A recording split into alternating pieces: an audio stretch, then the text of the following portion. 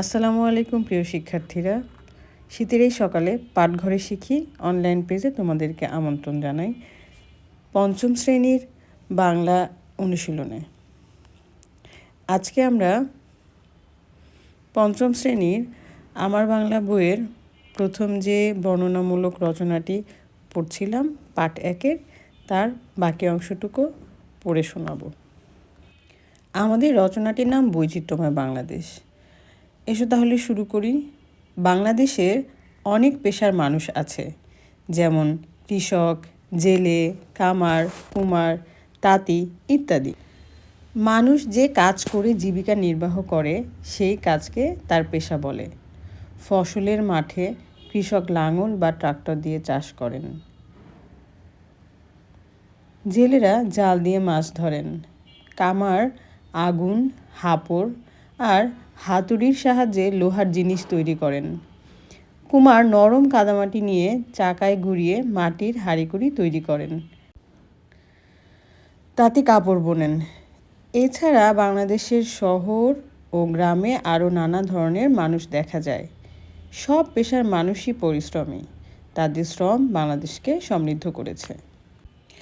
এখানে একটা জিনিস মনে রাখবে যে এখান থেকে কিন্তু পেশা কাকে বলে, কৃষক কাকে বলে, জেলে কাকে বলে বা জেলের কাজ কী, এই ধরনের প্রশ্নগুলো আসতে পারে।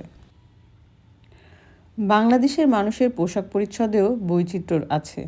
পাজামা, Punjabi, shirt, pant, sari, blouse, salwar kameez, আরও অনেক রকম পোশাক যে আছে।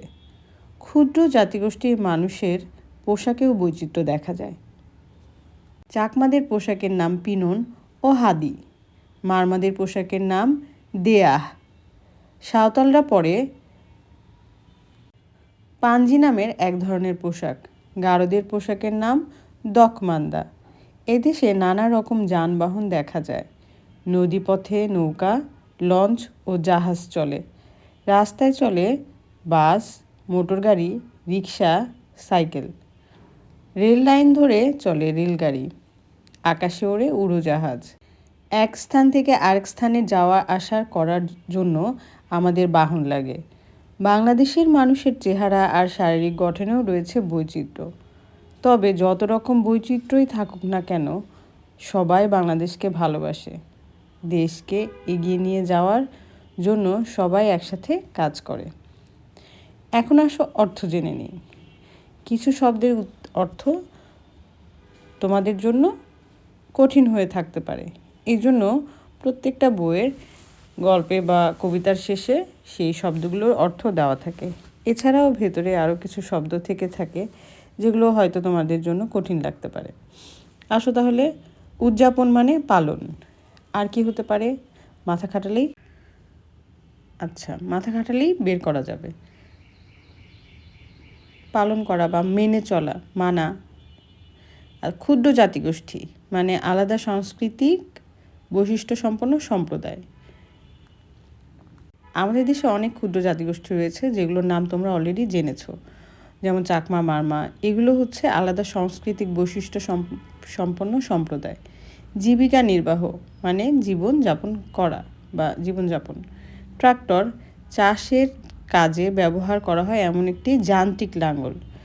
তোমরা হয়তো জেনে থাকবে আগের দিনে গরুর গলাতে এক ধরনের কাঠের লাঙল ব্যবহার করা হতো।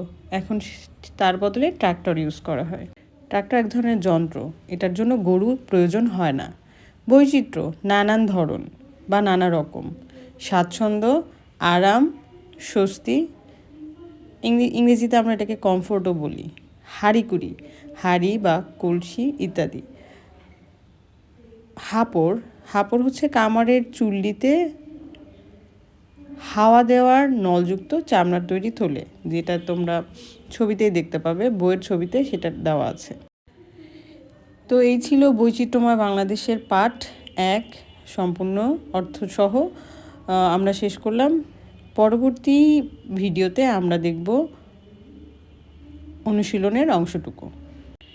আজকে তাহলে বিদায় নিচ্ছি, তোমাদের আশা মিস। ভালো থেকো সবাই।